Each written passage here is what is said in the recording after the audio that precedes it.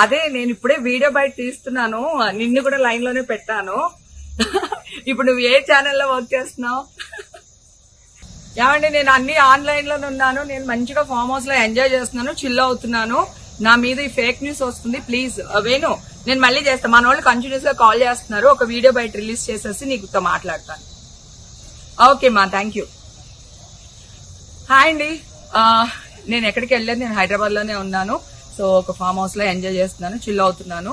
So నా మీద వచ్చే న్యూస్ ఫేక్ న్యూస్. అది అక్కడ మరి ఎవరున్నారో ఏమో నాకు తెలియదు. సో అది ఫేక్ న్యూస్ అండి, అవన్నీ నమ్మొద్దు. Okay, thank you. జరగలేదు. అయితే ఈరోజు దాదాపుగా చంద్రబాబు ముఖ్యమంత్రిగా ఉన్నప్పుడు సగటున ఏడాదికి 300కు పైన కరువు మండలాలను ప్రకటించినటువంటి చరిత్ర గతంలో ఉందా లేదా అనేటువంటిది చంద్రబాబు తెలుసుకుంటే బాగుంటుంది. అందుకే ఈరోజు ఎక్కడికి వెళ్ళినా సరే అనేక సర్వేలు చూశారు, అనేక మంది వాటికి సంబంధించి అధ్యయనం చేశారు. జగన్మోహన్ రెడ్డి గారి ముఖ్యమంత్రి అయిన తర్వాత ఈ 4 సంవత్సరాల్లో భూగర్భ జలాలు ఏ విధంగా వృద్ధి చెందాయి అనేటువంటిది వాళ్ళు ఇచ్చినటువంటి నివేదికల్లో కూడా పొందుపరచడం జరిగింది. అయితే చంద్రబాబు నాయుడు ఈ మధ్య కొన్ని జోకులు మాట్లాడుతున్నట్టుగా అనిపించింది. చంద్రబాబు చెప్పాడు, ఈ ప్రభుత్వం రైతులను ఆదుకోలేదు, నేనున్నప్పుడు రైతులను బ్రహ్మాండంగా ఆదుకున్నా, వ్యవసాయానికి పెద్దపీట వేశా, అందుకనే మరలా నా రోజులు రావాలని కోరుకుంటున్నా, రైతులకు అందరికీ అన్నదాత పథకం కింద ఏడాదికి 20,000 సహాయం చేస్తాను అని చెప్పి మాట్లాడాడు. చంద్రబాబు మాట్లాడాడు ఏడాదికి 20,000. చంద్రబాబు 2014 ఎన్నికలకు ముందు ఇచ్చినటువంటి హామీని ఒకసారి గుర్తు తెచ్చుకుంటే చంద్రబాబు ఆ రోజు చెప్పినటువంటి మాట బేషరతుగా రుణమాఫీ చేస్తానని చెప్పాడు. ఈరోజు వీడియో క్లిప్పింగ్ ఈ రోజుకు ఉన్నాయి. బేషరతుగా రుణమాఫీ చేస్తానన్నటువంటి చంద్రబాబు, బేషరతుగా రుణమాఫీ అంటే ఎంత చేయాలా?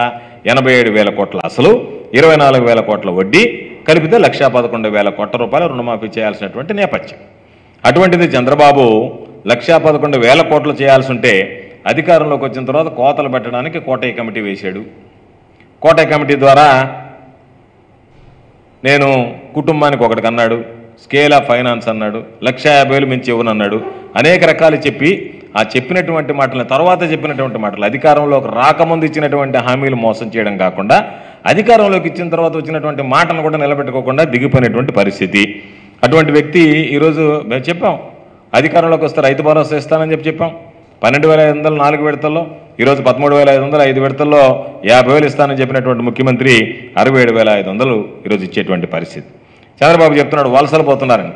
చంద్రబాబు హయాంలో ఈ రాష్ట్రం వదిలి ఇతర రాష్ట్రాల్లో రైల్వే స్టేషన్లో అడుక్కు తినేటువంటి గతి పట్టింది రైతాంగానికి.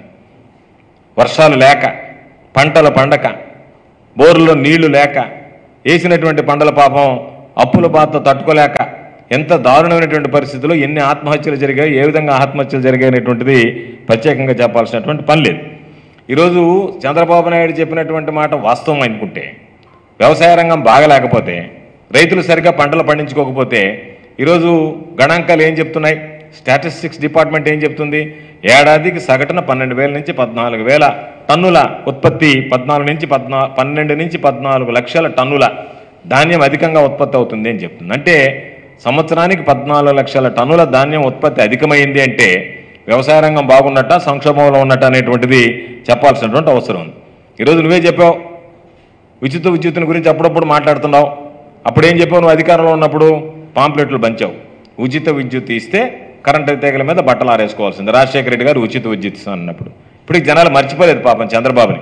బషీర్బాగ్లో రైతుల మీద జరిపినటువంటి కాల్పుల్ని గుర్తుంచుకొని ఉండారు, ఇంకా మర్చిపోయేటువంటి పరిస్థితి లేదు. చంద్రబాబు నాయుడు అనుకుంటున్నాడు నాకు మతిమరుపు కదా, నిన్న చెప్పింది ఈరోజు గుర్తుండదు, పోతాను చెప్పింది మధ్యాహ్నం గుర్తుండదు, మధ్యాహ్నం చెప్పింది సాయంకాలానికి మర్చిపోతానని చెప్పి అదేవిధంగా అందరూ మర్చిపోతారులే అనుకుంటున్నాడు తప్ప చంద్రబాబు నాయుడు హయాంలో రైతాంగానికి సంబంధించి వ్యవసాయం అందించడంలో ఎటువంటి నిర్దాక్షిణ్యంగా వ్యవహరించాడనేటువంటిది ప్రత్యేకంగా చెప్పాల్సినటువంటి పని లేదు.